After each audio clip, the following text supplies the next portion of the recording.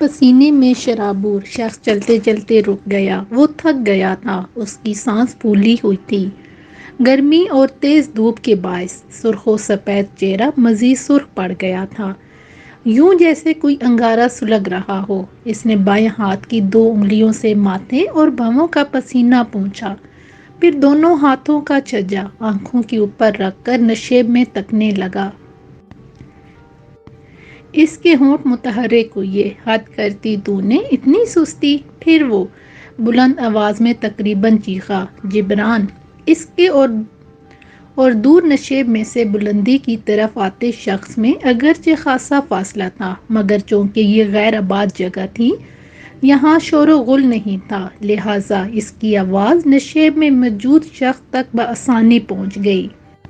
اور وہاں موجود جبران نامی شخص نے فوراً رد عمل دیا، ہاں ہاں آ رہا ہوں، بس تھوڑا صبر کر۔ تیری ٹانگوں کو کیا ہوا جبران؟ کچھ نہیں ہوا، جبران نے بلند آہنگ میں جواب دیا۔ وہ اوپر آ رہا تھا، گو کہ اس کی رفتار خاصی سست تھی اور لگتا تھا جیسے وہ سابقہ زندگی میں معمولی مشقت کبھی عادی نہ رہا ہو۔ تاہم فاصلہ تیزی سے کم ہوتا جا رہا تھا۔ بلندی پر موجود شخص نے پھر کہا، تیری یہی حالت رہی تو انشاءاللہ بہت جلد ہم پکڑے جائیں گے، جیل میں سڑیں گے، پھر پھانسی پر لٹکا دیے جائیں گے۔ نشیب میں جبران کی آواز گونجی، فکر نہ کر، کچھ نہیں ہوگا، ہم نے کچھ نہیں کیا۔ کچھ نہیں کیا؟ تیری عقل گھاس چرنے گئی ہے؟ نہیں، پھر؟ ہم نے جرم کیا ہے، ایک پولیس والے پر تشدد کیا ہے۔ وہ پولیس والا خواہ مخواہ ہمیں تنگ کر رہا تھا، صرف شک کی بنیاد پر ہمیں حوالات کی سیر کروانا چاہتا تھا۔ سوچ، اگر ہم ہمت نہ کرتے تو اس وقت کہاں ہوتے؟ حوالات میں نہ؟ تو ٹھیک کہتا ہے، مگر یار وہ پولیس والا تھا۔ پولیس والے کو اشارہ کرنا بھی بہت بڑا جرم ہوتا ہے، ساری پولیس حرکت میں آ جاتی ہے۔ تو بے فکر رہ، ہم پولیس کے ہتھے نہیں چڑھیں گے، کچھ بھی ہو جائے ہمیں پولیس سے بچنا ہے۔ یہ بڑے قصائی ہوتے ہیں، ہم تھانے چلے جاتے تو انہوں نے درجن بھر جھوٹے کیس ہمارے سر مونڈ دینے تھے۔ جبران اوپر پہنچا تو اس کا حال بھی وقاص جیسا ہی تھا، پسینے میں شرابور، سانس پھولی ہوئی۔ سورج سوا نیزے پر تھا، یہ جون کے ابتدائی ایام تھے، دوپہر خوب تپتی ہوئی تھی۔ جبران نے چہرے کا پسینہ صاف کرتے ہوئے ٹھنڈی آہ بھری، کاش پانی کی ایک بوتل ہمارے پاس ہوتی۔ پانی کی بوتل لینے کی مہلت ہی کہاں تھی، وقاص بولا۔ اب ہم جائیں گے کہاں؟ جبران نے کہا۔ وقاص نے مخالف سمت اشارہ کرتے ہوئے کہا، وہ دیکھو، آدھا کلومیٹر پر سڑک موجود ہے، یہ سڑک ہی ہماری امید ہے۔ جبران نے کچھ سوچ کر کہا، بات تو ٹھیک ہے تمہاری، مگر اس میں خطرہ ہے، راستے میں جگہ جگہ پولیس نے ناکے لگائے ہوں گے، ہم دھر لیے جائیں گے۔ دیکھ، پولیس سے بچنا ضروری ہے، ورنہ کتے کی موت مریں گے۔ ہمارے پیچھے تو کوئی پیروی کرنے والا بھی نہیں ہے۔ خیر، ابھی زیادہ دیر نہیں ہوئی، ممکن ہے پولیس کو الرٹ نہ کیا گیا ہو۔ وقاص نے کہا، تو پھر چل، وہاں سڑک تک چلتے ہیں، وہیں سے لفٹ ملے گی۔ بہت گرمی ہے، تھوڑا آرام نہ کر لیں؟ وقاص نے اسے گھورا۔ بہت اچھے، کیا پولیس کے ہتھے چڑھنے کا موڈ ہے؟ پھر وہ دونوں سڑک کی طرف چل پڑے۔ نہر کا پانی ٹھاٹھے مار رہا تھا، اگرچہ نہر کا پاٹ زیادہ چوڑا نہیں تھا، لیکن پانی خوب روانی میں تھا اور تازہ بھی۔ ویسے بھی دن تقریباً ڈھل چکا تھا، سورج مغرب کی اور جھک چلا جا رہا تھا اور گرمی کی شدت بے تدریج کم ہوتی چلی گئی تھی۔ دھیمی دھیمی ہوائیں چل رہی تھیں جو نہر کے پانی سے مرطوب ہو کر نہایت خوشگوار ہو گئی تھیں۔ وہ دونوں مزے سے کنارے پر کھلے آسمان تلے بیٹھے ہوئے تھے۔ اس خوبصورت ماحول اور ڈھلتے ہوئے دن کی دلکش فضا نے ان دونوں کو دن بھر کی تھکن سے آزاد کر دیا تھا۔ ان کے اعصاب پرسکون ہونے کی وجہ یہ بھی تھی کہ وہ اپنا قصبہ 20 کلومیٹر پیچھے چھوڑ آئے تھے۔ یہ نیا قصبہ جو ان سے محض 1.5 یا 2 کلومیٹر کی دوری پر بسا ہوا تھا، ان کے لیے اجنبی تو تھا، مگر فی الحال جائے پناہ تھا۔ ان دونوں نے نچلی سطح کے پسے ہوئے خاندانوں میں جنم لیا تھا، یہی وجہ ہے کہ ہوش سنبھالتے ہی انہیں مجبوریوں نے جکڑ لیا اور وہ بہت کم سینی میں ہی کمانے لگے تاکہ گھر کا چولہا گرم رہے اور پیٹ کا چولہا ٹھنڈا۔ باندھ باندھ کے چھوٹے موٹے عارضی اور معمولی اجرت کے کام کرتے کرتے وہ بھرپور جوان ہو چکے تھے، تاہم اب بھی ان کے ذرائع روزگار نہ بدلے تھے۔ اب بھی ان کے چولہے ان کی محنت مزدوری سے جل رہے تھے۔ وہ دونوں پڑوسی تھے اور دوست بھی، بچپن ہی سے مل کر معاش کے لیے تنگ و دو کرتے آ رہے تھے۔ وقاص کو گھر کی پریشانی نہیں تھی، اس کے گھر میں صرف اس کا بڑا بھائی جو ٹول پلازا پر معمولی ملازم تھا اپنی بیوی کے ساتھ رہتا تھا۔ اس کے برعکس جبران کے گھر میں اس کی ماں تھی اور ایک بڑی بہن۔ جبران کو بھی ان کے حوالے سے زیادہ فکر نہیں تھی، کیونکہ اس کی ماں دولت خان ایڈوکیٹ کے بنگلے میں کام کرتی تھی اور بہن خود برسر روزگار تھی۔ وہ چھوٹے پیمانے پر کام کرنے والی ایک لوکل داغا فیکٹری میں کام کرتی تھی، تاہم وہ اپنا بوجھ خود اٹھا رہی تھی۔ وہ دونوں علل صبح قصبے کے قبرستان کی ٹوٹی دیوار پر بیٹھے گپے ہانک رہے تھے جب ایک پولیس کانسٹیبل وہاں آ دمکا تھا۔ پولیس سے ان دونوں کی جان جاتی تھی اور اس وقت بھی یہی ہوا کہ کانسٹیبل کو اپنے سامنے دیکھ کر وہ کس قدر حواس باختہ ہو گئے تھے۔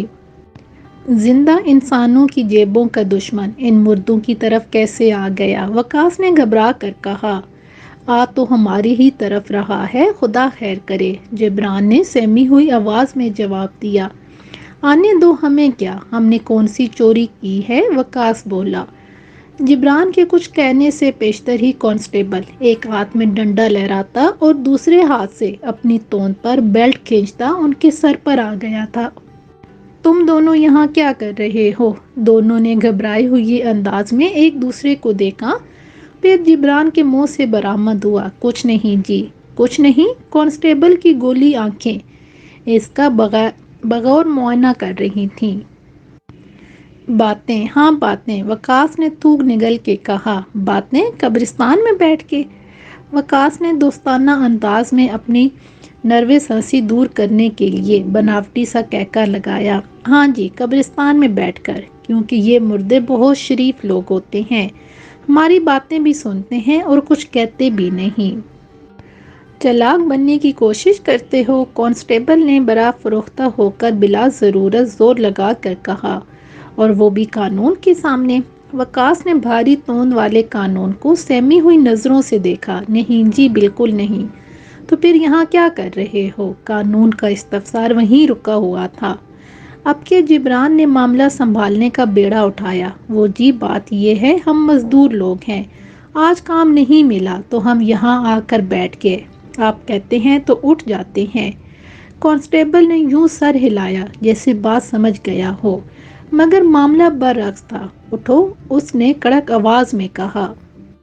وہ دونوں اٹھ کھڑے ہوئے اور یک آواز، ٹھیک ہے جی، چلے جاتے ہیں، جو آپ کا حکم، کہہ کر وہاں سے چل پڑے۔ پھر یک دم ہی کانسٹیبل، جو قامت میں ان سے کافی اونچا تھا، ان کے سامنے آ گیا اور انہیں رک جانا پڑا۔ کیا ہوا جی؟ تم دونوں ذرا تھانے چلو میرے ساتھ۔ کیوں جی؟ وہاں کیا ہوا ہے؟ جبران کے منہ سے پھسل گیا۔ بکواس نہیں، جو کہا ہے وہ کرو، یہ قانون کا حکم ہے۔ دونوں نے بگڑے ہوئے قانون کو پھر خوف زدہ نظروں سے تکا، پھر جبران نے لجاجت سے کہا۔ تھانے میں کیا کام ہے جی؟ مزدوری کروانی ہے کیا؟ کانسٹیبل کو یہ گستاخی ہضم نہ ہوئی، اس نے لپک کر جبران کا گریبان پکڑ لیا۔ تم جیسوں کو میں اچھی طرح جانتا ہوں، قانون کی آنکھ میں دھول جھونکنے کا کوئی موقع ہاتھ سے جانے نہیں دیتے ہو، مگر میرا نام بھی سپاہی خلیل احمد ہے، تم مجھ سے بچ نہیں سکتے۔ اور ان کی گھبراہٹ میں کئی گنا اضافہ ہو گیا۔ مگر صاحب، ہم نے کیا کیا ہے؟ کانسٹیبل نے اپنی چڑی ایک قبر پر دے ماری اور جٹ دوسرے ہاتھ سے وقاص کی گردن دبوچ لی۔ یہ تم مجھ سے پوچھ رہے ہو؟ سب معلوم ہے مجھے کل ہی اطلاع ملی ہے کہ یہ قبرستان نشے کا اڈا بنتا جا رہا ہے، قصبے کے نوجوان نشے کی لت میں مبتلا ہوتے جا رہے ہیں اور یہاں قبرستان میں چھپ کر نشہ کرتے ہیں۔ یہ سن کر وقاص اور جبران کے ہاتھ پاؤں پھول گئے۔ خدا کی قسم لے لو جی، ہم ویسے نہیں ہیں، ہم تو سوچ بھی نہیں سکتے، اور پھر ہم مزدور لوگ ہیں، ہمارے پاس نشے کے لیے پیسہ ہی کب ہوتا ہے؟ کانسٹیبل نے ان دونوں کی گردنوں پر گرفت سخت کرتے ہوئے کہا، چپ رہو، میں جانتا ہوں نشے کی لت کا زیادہ تر بھوکے ننگے غریب لوگ ہی شکار ہوتے ہیں۔ شرم نہیں آتی تم لوگوں کو؟ خون پسینے کی کمائی نشے پر لٹاتے ہو۔ صاحب، ماں کی قسم، وقاص گڑگڑایا، دیکھیں بھلا ہم کہیں سے نشے لگتے ہیں؟ تو اور کیا، بدن پر ماس نہیں ہے، ہڈیوں کے ڈھانچے بن چکے ہو، نشے نہیں تو اور کیا لگتے ہو؟ صاحب، تو پھر یہ بڑے بڑے سیاستدان اور سیٹھ جو ہماری طرح سوکھے سڑے ہیں، کیا وہ نشئی ہیں؟ جبران نے بظاہر التجا کی۔ بکواس نہیں، کانسٹیبل مشتعل ہو کر بولا، قانون سے بحث کرتے ہو، چپ چاپ میرے ساتھ چلو۔ جبران کی ٹانگیں کانپ رہی تھیں۔ وہاں آپ ہمیں بہت ماریں گے صاحب، ہمیں چھوڑ دیں خدا کے لیے۔ وقاص کی حالت بھی مختلف نہیں تھی۔ ہم بے قصور ہیں جی، ہم پر اعتبار کریں، میرے ساتھ چلتے ہو یا گھسیٹ کر لے چلوں؟ دیکھو، گھبراؤ مت، قانون کسی بے قصور کو سزا نہیں دیتا، تفتیش ہوگی، اگر تم بے قصور ہوئے تو باعزت بری ہو جاؤ گے۔ وقاص نے دل میں سوچا، کیا خاک بری ہو جائیں گے؟ تم ہم پر جھوٹے مقدمے ڈال دو گے، اور ہمارے پیچھے تمہاری مٹھی گرم کرنے کے لیے کوئی نہ آیا تو پھر ہم حوالات میں پڑے سڑتے رہیں گے۔ اور جبران اپنے دل میں کہہ رہا تھا، تمہارا زور غریبوں پر ہی چلتا ہے، تم ہمیں کسی امیر زادے کی جگہ قربانی کا بکرا بھی بنا سکتے ہو۔ چند نوٹ پکڑ کر کچھ بھی ہو، تمہارے ساتھ تو ہم ہرگز نہیں جائیں گے۔ کانسٹیبل نے جبران کو چھوڑ کر ذرا جھک کر اپنی جڑی اٹھائی، پھر گویا ہوا، چلو شاباش، میرے ساتھ چلو، اچھے شہری قانون کا ساتھ دیتے ہیں۔ میں تمہیں یقین دلاتا ہوں کہ اگر تم بے قصور پائے گئے تو تمہیں نہ صرف چھوڑ دوں گا بلکہ چائے پلا کر رخصت کروں گا۔ آپ یہیں پر تفتیش کر لیں جی، مہربانی ہوگی۔ کانسٹیبل کا پارا ہائی ہو گیا، بحث کرنے سے باز آ جاؤ ورنہ مار مار کر برکس نکال دوں گا تم دونوں کا، اور پھر گھسیٹ گھسیٹ کر تھانے لے چلوں گا۔ وہ دونوں جی کڑا کر کے کانسٹیبل کے ساتھ چل پڑے، مگر ان کے ذہن تیزی سے کام کر رہے تھے۔ اس سے پہلے کہ وہ قبرستان کی چاردیواری سے باہر نکلتے، وقاص نے جبران کو آنکھوں ہی آنکھوں میں کوئی اشارہ کیا، اور اس کے ساتھ ہی پلٹ کر کانسٹیبل کے جبڑے پر پوری قوت سے گھونسا جڑ دیا۔ اس کے بعد دونوں نے آؤ دیکھا نتاؤ نتائی سے بے پرواہ ہو کر کانسٹیبل پر پل پڑے۔ کانسٹیبل ڈگمگایا، اور اس کے ساتھ ہی وہ پہلو کے بل ایک قبر کے اوپر کچھ اس برے طور سے گرا کہ اس کے حلق سے چیخ نما کرا نکل گئی۔ وہ تکلیف اور طیش کے ملے جلے جذبات کے تحت عجیب ڈکراتی سی ہوئی آواز میں غرایا، کم بختو، قانون سے ٹکر لیتے ہو، بچ کے جاؤ گے کہاں؟ ادھر ان دونوں نے اس کی بات ان سنی کر کے مشق ستم جاری رکھی اور ایسی ایسی ضربات رسید کی کہ قانون صاحب جلد ہی ہوش و حواس کی دنیا سے فرار ہو کر وادی مدہوشی میں رپوش ہو گئے، اور جب اس کی مدہوشی یا بے ہوشی ان دونوں پر عیاں ہوئی تو وہ گھبرا گئے۔ اب کیا ہوگا؟ وقاص نے پسینہ پوچھتے ہوئے استفسار کیا۔ جبران نے کانسٹیبل کی گردن ہلائی اور کن پٹی پر آیا ہوا خون دیکھ کر کہا، یہ تو بے ہوش ہو گیا، تم نے اس کے سر پر اینٹ ماری ہے، سر پر لگنے والی چوٹ مہلک ہوتی ہے، کہیں یہ مر ہی نہ جائے، اسے ہسپتال نہ لے گئے تو مر جائے گا یہ۔ پر ہم اسے ہسپتال کیسے لے کر جا سکتے ہیں؟ تو پھر کیا کریں؟ مجھے تو کوئی سمجھ نہیں آ رہی۔ ہم بھاگ چلتے ہیں۔ کہاں؟ کہیں بھی۔ ٹھیک کہتا ہے تو، ورنہ پکڑے جائیں گے، اور اب پکڑے گئے تو زندہ سلامت جیل سے باہر نہیں نکلیں گے۔ وہ دونوں قبرستان سے باہر نکل آئے تھے، خوف سے ان کا برا حال تھا۔ پسے ہوئے طبقے کے افراد جو قانون سے بچ کر رہتے ہیں، نہ چاہتے ہوئے بھی قانون کے اپنے تعاقب میں لگا بیٹھے تھے، اور یہ سب تقدیر کا کیا دھرا تھا۔ اس میں بھلا ان کا کیا دوش تھا؟ قبرستان سے نکل کر انہوں نے قصبے میں قدم رکھا تو ان کے جذبات ان چوروں کی مانند تھے جنہیں یقین ہو کہ عنقریب ان کی چوری پکڑی جائے گی اور وہ قانون کے آئینی شکنجے میں پھنس جائیں گے۔ وقاص نے سرسراتی آواز میں جبران کے کان میں کہا، ہم نے ایک پولیس والے پر ہاتھ اٹھایا ہے، اب قانون ہم تک پہنچ کر ہی دم لے گا۔ خواہ ہم جتنے بھی چھپ لیں، آخرکار پکڑے جائیں گے، ہمیں قصبے سے ہی بھاگ جانا چاہیے۔ وقاص نے فوراً تائید کر دی، میں بھی یہی سوچ رہا ہوں، زندگی کا سوال ہے، اور خدا کی یہ زمین بہت بڑی ہے، ہم دوسرے قصبے میں چلتے ہیں، وہاں ہمیں کوئی نہیں جانتا، وہاں ہمیں ڈھونڈنا بھی مشکل ہوگا، پر جیب میں تو پھوٹی کوڑی بھی نہیں ہے، تو کیا ہوا، اپنے ہاتھ سلامت ہیں، یہاں محنت کر کے کھاتے ہیں، وہاں بھی کھا لیں گے۔ پھر انہوں نے قصبہ چھوڑ دیا اور کڑی دھوپ کا سفر کر کے یہاں نہر کنارے آ پہنچے تھے۔ یہاں سے کچھ ہی فاصلے پر وہ قصبہ موجود تھا جس کی دھن میں وہ ادھر آ نکلے تھے۔ جبران نے نہر کے صاف پانی سے اچھی طرح دھونے کے بعد گاجریں اور مولیاں گھاس پر بیٹھے ہوئے وقاص کے سامنے آ رکھیں۔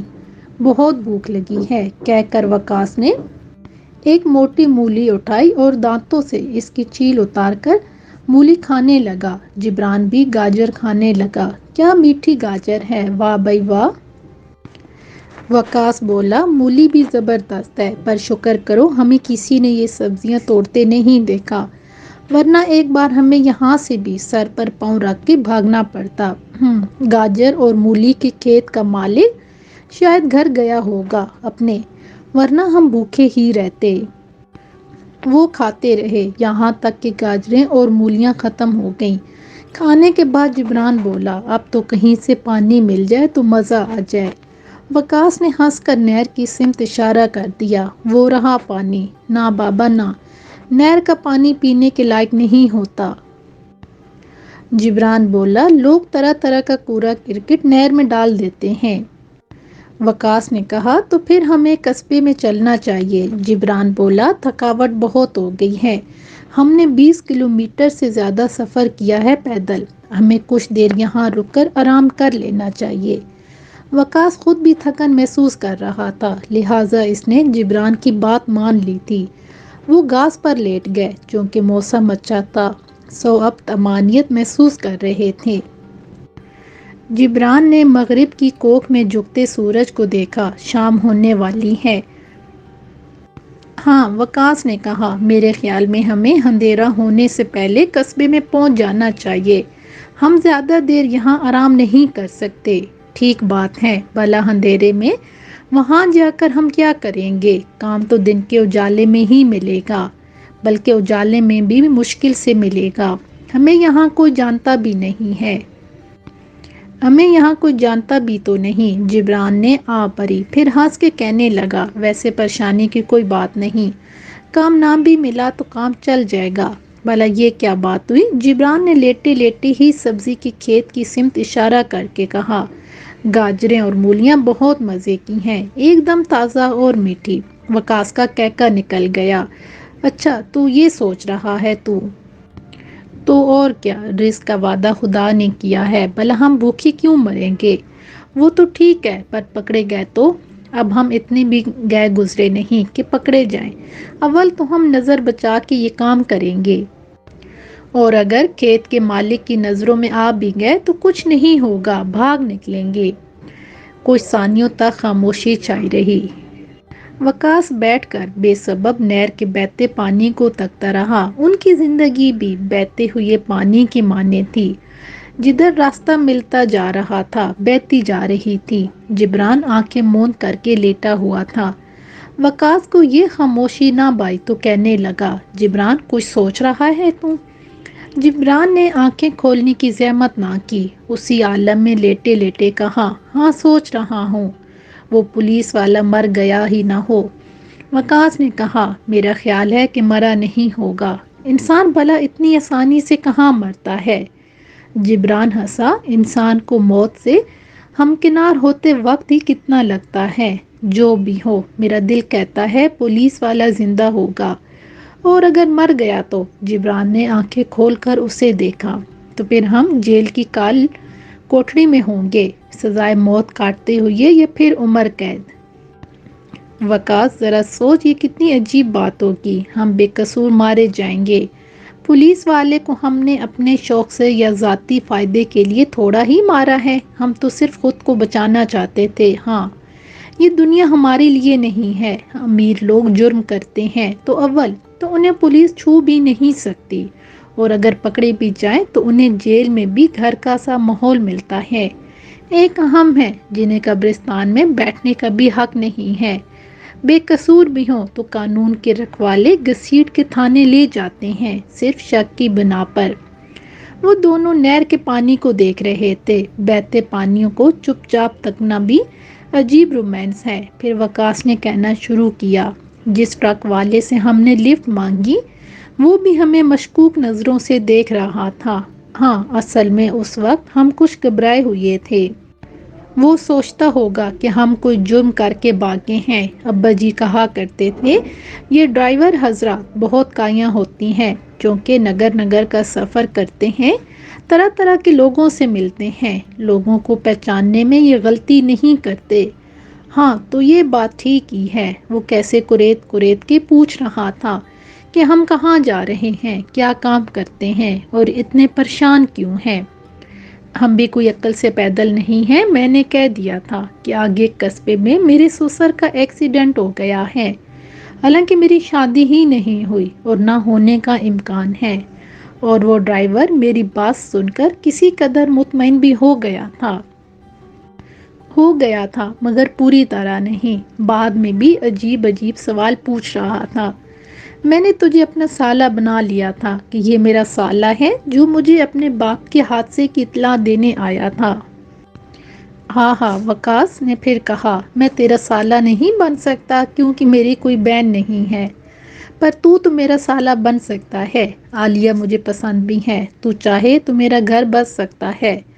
جبران نے سر جھکا کے کہا، تو جانتا ہے عالیہ تجھ سے شادی نہیں کرے گی۔ تیرے کہنے پر پہلے بھی میں نے ماں سے بات کی تھی، ماں نے عالیہ سے بات کی اور اس نے صاف انکار کر دیا، کہتی ہے وہ کسی کھاتے پیتے آدمی سے بیاہ کرے گی۔ وقاص، وہ تیری اور میری کمائی سے واقف ہی ہے، اور تو اپنی کمائی میں کہاں اس کا بوجھ اٹھا سکتا ہے بھلا؟ وقاص نے پر امید لہجے میں کہا، وہ لڑکی ہے، تو گھر کا مرد ہے، تیری بات اس سے ماننی پڑے گی۔ مجھے تو لگتا ہے تو خود ہی نہیں چاہتا تیری بہن کا بیاہ مجھ سے ہو۔ ایسی بات نہیں ہے، تو دوست ہے میرا، تو پھر تجھے زور دے کر میرے حق میں بات کرنی چاہیے۔ وقاص اس کی بات کاٹ کر بولا، تو بات کو بالکل بھی نہیں سمجھتا۔ جبران نے بے بسی سے کہا، عالیہ اب خود کماتی ہے، بلکہ اگر میری کمائی کا حساب کیا جائے تو مجھ سے زیادہ ہی کماتی ہے۔ عورت صرف اس گھر میں مرد کا فیصلہ ماننے پر مجبور ہوتی ہے جہاں صرف مرد کماتا ہے۔ صرف گھر میں بیٹھ کر مرد کی کمائی کھانے والی عورتوں کو جھکنا پڑتا ہے۔ جو عورت خود کمانے لگے وہ مرد کے اختیار میں نہیں رہتی، وہ خود کو سرپرست سمجھنے لگتی ہے۔ عالیہ صرف وہی کرے گی جو وہ چاہتی ہے۔ وقاص نے کچھ نہ کہا، خاموش بیٹھا نہر کے بہاؤ کو دیکھتا رہا۔ خاموشی سے بیٹھا نہر کے بہاؤ کو دیکھتا رہا۔ معلوم ہوتا تھا جیسے گہری سوچ میں مستغرق ہو۔ جبران اس کی ناراضگی کے احتمال سے ذرا مفاہمانہ انداز میں کہا، تو کہتا ہے تو میں ایک بار پھر ماں سے بات کر لوں گا، پر میں یقین سے کچھ نہیں کہہ سکتا۔ اب دیکھنا، تیری بھابھی تیرے بھائی کے سامنے تپ کر رہتی ہے، تیرا بھائی اس کو مارتا بھی ہے، پھر بھی وہ تابعداری کرتی ہے ڈیڑھ بن کے، کیونکہ اس کا پیٹ تیرا بھائی پالتا ہے، وہ گھر میں بیٹھ کے کھاتی ہے۔ اگر وہ عالیہ کی طرح کماتی ہوتی تو تیرا بھائی اس پر ہاتھ اٹھانے کی ہمت کبھی نہ کرتا، کیونکہ یہ بات اس کے ذہن میں ہوتی کہ اگر ہاتھ اٹھایا تو وہ چلی جائے گی چھوڑ کر۔ بس اب زیادہ لیکچر نہ دے تو، میں تیری بات سمجھ گیا، وقاص نے بیزاری سے کہا، مگر جبران بولتا ہی رہا، یہ سارا فساد عورت کے کمانے یا نہ کمانے کا ہے۔ جب تک عورت مرد کا کھائے گی، مرد کے جوتے بھی کھاتی رہے گی۔ عورت کی آزادی صرف اس بات میں ہے کہ عورت خود کمائے اور کھائے۔ عزت صرف خود مختار انسان کو ملتی ہے۔ اب دیکھ ہی لے، عالیہ تیرے سامنے ہے۔ اس کی باتوں نے نہ صرف وقاص کو مایوس کیا تھا بلکہ وہ بیزار بھی ہو گیا تھا۔ افق پار سورج روپوش ہو چکا تھا، رفتہ رفتہ شام کا سرمئی اندھیرا پھیلتا جا رہا تھا۔ قصبے کے آثار بھی شام کے اندھیرے میں دھندلاتے جا رہے تھے۔ وقاص اٹھ کھڑا ہوا۔ اب ہمیں چلنا چاہیے۔ جبران بھی کھڑا ہو گیا، 2 قدم آگے بڑھا اور وقاص کے شانے پر ہاتھ رکھ کر مستفسر ہوا، تو ناراض ہے مجھ سے؟ نہیں، وقاص نے نفی میں سر ہلایا۔ جبران نے اسے ہنسانے کی خاطر ہنسا۔ چھوڑ یار، ہم در بدر ہو چکے ہیں اور تجھے شادی کی پڑی ہے، پتہ نہیں کل ہم کہاں ہوں گے۔ وہ پولیس والا مر گیا تو قانون ہمیں پاتال سے بھی ڈھونڈ نکالے گا، اور اگر زندہ بچ گیا تو ہمیں ڈھونڈنے کی پوری کوشش کرے گا۔ یہ پولیس والے بہت ضدی ہوتے ہیں، ان کے بیر سے بچنا چاہیے۔ وہ قصبے کی سمت چل پڑے تھے۔ شام رات میں ڈھل گئی تھی اور رات کا سفر جاری رہا۔ رفتہ رفتہ قصبے کی گلیاں ویران ہونے لگیں، چہل پہل محدود ہونے لگی، اور پھر آدھی رات کے وقت وہ دونوں تھے۔ قصبے کی سنسان گلیاں اور گلیوں میں پھرتے ہوئے شب بیدار کتے تھے۔ جبران ایک دکان کے چبوترے پر بیٹھ گیا۔ مجھ سے اب اور نہیں چلا جا رہا۔ وقاص بھی تقریباً تھک چکا تھا، وہ بھی اس کے پاس ہی بیٹھ گیا اور تھکے ہوئے انداز میں کہنے لگا، اب تو صبح ہی کام مل سکتا ہے۔ ہاں، ہم شام سے پہلے یہاں پہنچ جاتے تو کام ملنے کا امکان تھا، اور کام مل جاتا تو سر چھپانے کو ٹھکانہ بھی مل جاتا، پر اب تو لگتا ہے کہ رات یہیں کاٹنی پڑے گی۔ جبران نے کہا، تو کیا ہوا، یہی چبوترا کافی ہے سونے کے لیے، صاف ستھرا ہے۔ وقاص نے ہنس کر کہا، تو ٹھیک ہے پھر، میں تو سو رہا ہوں، بہت نیند آ رہی ہے، تو بھی سو جا۔ جبران نیند کا کچا تھا، وہیں لیٹتے ہوئے بولا، سو جاؤں گا یار، ابھی نیند نہیں آ رہی۔ وقاص بیٹھا بڑبڑاتا رہا، نیند آئے بھی تو کیسے، ہم کہاں سے کہاں پہنچ چکے ہیں، سو جا وقاص، جبران نے خمار آلود آواز میں کہا۔ مگر وقاص نے اپنی بڑبڑاہٹ جاری رکھی تھی، ابھی سو جا، کل دیکھیں گے۔ جبران پر نیند غالب آتی جا رہی تھی، جس کا اظہار اس کی خوابدیدہ آواز سے ہو رہا تھا۔ وقاص بھی بالآخر لیٹ گیا۔ ابھی اسے لیٹے ہوئے زیادہ دیر نہیں ہوئی تھی کہ اس نے روڈ پر نیلے ہوٹر والی گاڑی دیکھی تو جیسے اس کے جسم کو کرنٹ سا لگا، وہ ایک جھٹکے سے اٹھ بیٹھا اور اس نے سوئے ہوئے جبران کو تقریباً جھنجھوڑ ڈالا۔ جبران، جبران، کیا ہے؟ جبران کی بیزاریت بھری آواز نکلی، ابے اٹھ، وقاص نے کہا جلتی۔ جبران پر نیند کچھ یوں طاری تھی کہ اس کی آنکھیں کھل ہی نہیں رہی تھیں۔ ہوا کیا ہے؟ وقاص حواس باختہ تھا۔ اس نے اس کے بازو کو پکڑ کر کھینچا اور کہا، میں کہتا ہوں اٹھ جا، سونے دے مجھے۔ جبران نے پھر سونے کی کوشش کی۔ وقاص نے کہا، پولیس آ رہی ہے ہماری طرف۔ پولیس کا سن کر جبران کی نیند یکدم غائب ہو گئی اور وہ ایک جھٹکے سے اٹھ بیٹھا۔ کدھر کدھر؟ وہ آنکھیں پھاڑ پھاڑ کر روڈ پر دیکھنے لگا، اور جب اسے دور نیلا ہوٹر نظر آیا جو بتدریج نزدیک آتا جا رہا تھا، وہ فوراً اٹھ کھڑا ہو گیا۔ وقاص، چل بھاگ چلتے ہیں یہاں سے، یہ پولیس ہمیں ڈھونڈ رہی ہوگی۔ مگر کہاں؟ بھاگ کر کہاں جائیں؟ جبران کو قریب ہی ایک تنگ سی گلی نظر آئی تو اس نے کہا، ادھر۔ وہ پھر دونوں بھاگتے ہوئے اس تنگ گلی میں داخل ہو گئے۔ یہ گلی تاریک تھی، لیکن اس پر پولیس کا خوف ایسا سوار تھا کہ وہ بے پرواہ بھاگتے چلے گئے۔ گلی ختم ہوئی تو وہ قصبے سے باہر فصلوں کے بیچ کھڑے تھے۔ جبران نے فکرمند آواز میں کہا، لگتا ہے وہ پولیس والا مر گیا۔ ضروری نہیں یہی بات ہو، وقاص نے کہا، ہو سکتا ہے یہ پولیس کی گاڑی اپنے معمول کی گشت پر ہو۔ جبران بولا، پھر بھی ہم نے تشدد تو کیا ہے پولیس والے پر، یہ بھی معمولی جرم نہیں ہے۔ مجھے تو بھوک لگی ہے۔ وقاص نے اپنے پچکے ہوئے ہونٹ پر ہاتھ پھیرا۔ مجھے بھی، جبران نے کہا، چلو سبزیوں کے کھیت میں چلتے ہیں۔ اس وقت وقاص متذبذب تھا۔ یہی تو وقت ہے مناسب، اس وقت وہاں کوئی نہیں ہوگا، جبران نے کہا۔ مگر وقاص متفق نہیں ہوا۔ یہی خطرناک وقت ہے، رات کو چوری چکاری کا امکان زیادہ ہوتا ہے، لہٰذا اس وقت وہاں پر پہرا زیادہ سخت ہوگا۔ مجھے نہیں لگتا کہ ایسا ہوگا، تو پھر کیا کریں؟ ہمیں رات یہیں گزارنی پڑے گی۔ لیکن مجھے بہت بھوک لگی ہے، میری بات مان، یہی مناسب وقت ہے۔ اچھا، اگر اسی مناسب وقت میں کسی نے ہمیں پکڑ لیا تو پھر کیا ہوگا؟ اس نے ہمیں پکڑ کر پولیس کے حوالے کر دیا تو 2 جرموں کی پاداش میں لمبی سزا ملے گی ہمیں۔ وہ بزدلوں کی سی باتیں کیوں کرنے لگا ہے؟ وقاص بھی بھوک محسوس کر رہا تھا، لہٰذا جبران کے استدلال پر اس نے نیم رضامندی ظاہر کر دی۔ ٹھیک ہے چل، لیکن بہت احتیاط برتنی پڑے گی۔ فکر نہ کر، احتیاط سے ہی کام کریں گے ہم۔ وہ دونوں مجرموں کی طرح سر جھکائے زمین پر بیٹھے ہوئے تھے۔ یوں معلوم ہوتا تھا جیسے اس لمحے ان سے زیادہ مسکین روئی زمین پر کوئی نہ ہو۔ ایک آدمی جو اپنے قد و قامت کے اعتبار سے باڈی بلڈر نظر آتا تھا، اپنی بل کھاتی سفید مونچھوں کے ساتھ ایک پلنگ پر آلتی پالتی مار کر بیٹھا ہوا تھا اور اس کے زانوں پر ایک رائفل پڑی ہوئی تھی۔ اگرچہ وہ خاصی عمر کا تھا مگر اس کی صحت قابل رشک تھی۔ وہ اپنی گنجیلی آواز میں کہہ رہا تھا، تو تم دونوں کا یہ خیال تھا کہ تم دونوں میرے کھیت سے گاجریں اور مولیاں اڑا لو گے اور کسی کو خبر نہیں ہوگی؟ تمہاری جرأت کیسے ہوئی؟ کیا تم مجھے نہیں جانتے؟ نہیں جانتے جناب، وقاص نے ہاتھ جوڑ کر کہا، بالکل نہیں جانتے۔ تم مجھے نہیں جانتے؟ یہ کیسے ہو سکتا ہے؟ بوڑھے آدمی کا پارا یک لخت ہی آسمانوں کو چھونے لگا۔ میں سچ کہہ رہا ہوں جناب، ہم آپ کو واقعی نہیں جانتے۔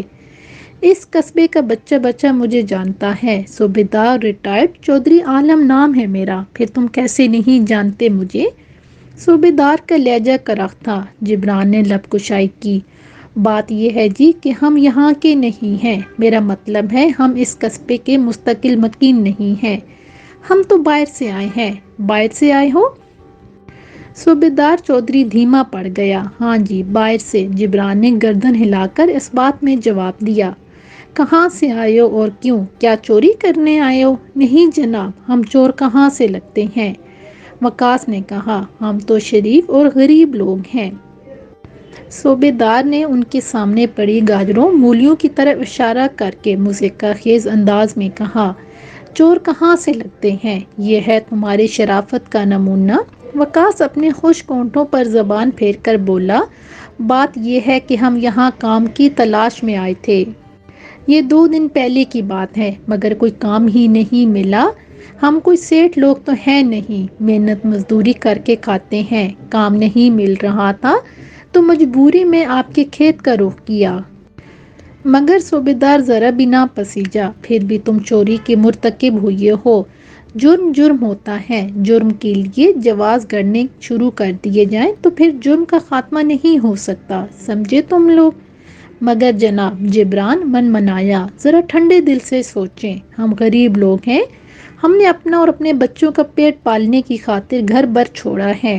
اس قصبے میں ہم اپنے حصے کا رزق ڈھونڈنے آئے تھے، مگر آپ سوچیں تو صحیح، ہمارے بچوں کا کیا بنے گا؟ اوہ، تو تم شادی شدہ ہو؟ صوبیدار اب ذرا نرم پڑ گیا۔ جی ہاں، میرے 5 بچے ہیں، بڑا 3 سال کا ہے اور سب سے چھوٹا 1 سال کا، جبران نے روانی سے بتایا۔ صوبیدار کے ماتھے پر شکنیں ابھر آئیں۔ کل 5 بچے ہیں تمہارے؟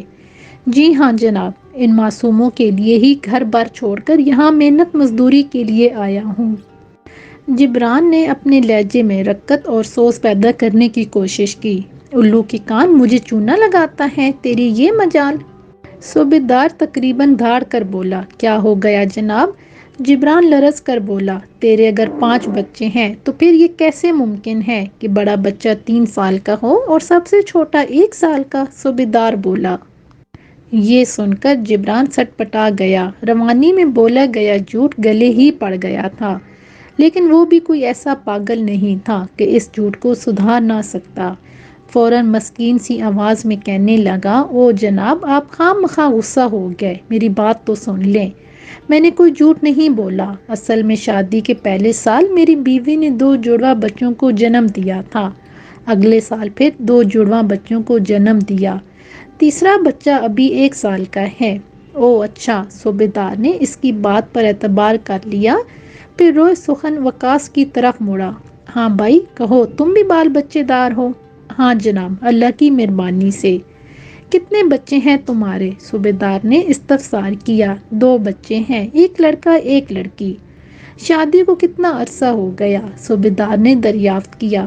اسی دوران جبران بول پڑا، آپ سے ایک درخواست ہے جناب، یہ گاجریں اور مولیاں ہمیں کھانے دیں، یقین مانیں بہت بھوک لگی ہے۔ اچھا تو تم چوری کا مال کھاؤ گے؟ صوبیدار ذرا تیکھے انداز میں بولا۔ چوری تو ناکام ہو چکی ہے جناب، اب تو آپ سے پوچھ کر کھا رہا ہوں، اور ویسے بھی مجبوری میں چوری کی تھی، جبران نے کہا۔ عقل مند آدمی، تم ایک بار پھر جرم کو مجبوری کا جواز فراہم کرنے کی کوشش کر رہے ہو۔ اگر جرم کو مجبوری کا جواز فراہم کیا جانے لگے تو پھر معاشرہ معاشرہ نہیں رہے گا، بلکہ جرائم کا اڈا بن جائے گا، صوبیدار نے کہا۔ کھانے دینا جناب، مہربانی ہوگی۔ صوبیدار نے سپاٹ سے چہرے کے ساتھ اجازت دے دی۔ وقاص اور جبران اپنے سامنے پڑی گاجر مولیوں کے ڈھیر پر ٹوٹ پڑے۔ جب وہ کھیتوں سے سبزی توڑ رہے تھے تو اچانک ان کے سر پر صوبیدار آ گیا تھا۔ اس نے ان پر رائفل تان لی تھی، پھر انہیں گاجر اور مولیوں سمیت رائفل کے نشانے پر گھاس پھوس کے ایک جھونپڑی تک لے آیا تھا جس میں وہ اس وقت بیٹھے ہوئے تھے۔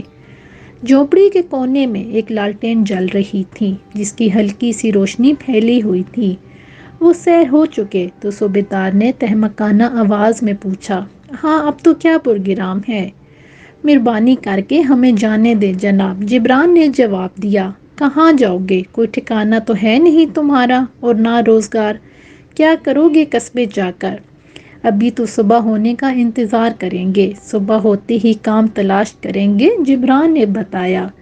صوبیدار خاموش ہو گیا، پھر کچھ سوچ کر بولا، تم دونوں مجھے شریف آدمی لگتے ہو، ابھی کہاں جاؤ گے جب کوئی ٹھکانہ بھی نہیں ہے تمہارا؟ چلو رات یہیں بسر کر لو۔ اور وہ دونوں وہیں گھاس پھوس کے اوپر پہلو بپہلو لیٹ گئے۔ جلد ہی ان پر نیند فتح پانے لگی۔ صبح بیدار ہو کر انہوں نے رخصت کا ارادہ ظاہر کیا تو بوڑھے صوبیدار نے انہیں روک لیا۔ ابھی ٹھہر جاؤ، میں نے تمہاری بیوی بچوں کا سوچا ہے اور یہ فیصلہ کیا ہے کہ تمہیں کام پر لگوا دوں۔ یہ سن کر ان دونوں کے دل امید سے روشن ہو گئے۔ دونوں نے بار بار اس کا شکریہ ادا کیا۔ ابھی میرا بیٹا میرے لیے ناشتہ لے کر آتا ہی ہوگا، میں تم دونوں کو اس کے ساتھ بھیج دوں گا، وہ تمہیں کہیں کام پر لگوا دے گا۔ کچھ دیر بعد جھونپڑی کے باہر سے آواز آئی، آ جاؤ بھائی، باہر آ جاؤ، میرا بیٹا آ گیا ہے ناشتہ لے کر۔ یہ سن کر انہوں نے ایک دوسرے کو دیکھا، پھر اٹھ کر جھونپڑی سے باہر آ گئے۔ باہر قدم دھرتے ہی ان کی اوپر کی سانس اوپر اور نیچے کی نیچے رہ گئی۔ چند قدموں کے فاصلے پر صوبیدار کے ساتھ قبرستان میں ملنے والا کانسٹیبل سول کپڑوں میں ملبوس کھڑا تھا، اس کے ماتھے پر سفید بینڈیج لپٹی ہوئی تھی۔ صوبیدار نے انہیں دیکھ کر کہا، آ جاؤ بھائی آ جاؤ، تم لوگ بھی میرے ساتھ ہی ناشتہ کر لو، پھر میرا بیٹا تمہیں قصبے لے جا کر کوئی کام دلوا دے گا۔ میرا بیٹا پولیس میں افسر ہے، 2 دن پہلے مجرموں کے ساتھ اس کی ہاتھوں پائی ہو گئی تھی جس میں یہ زخمی ہو گیا، ابھی کل ہی گھر آیا ہے چھٹی پر۔ صوبیدار بول رہا تھا اور ان دونوں کی آنکھیں بند ہوتی جا رہی تھیں۔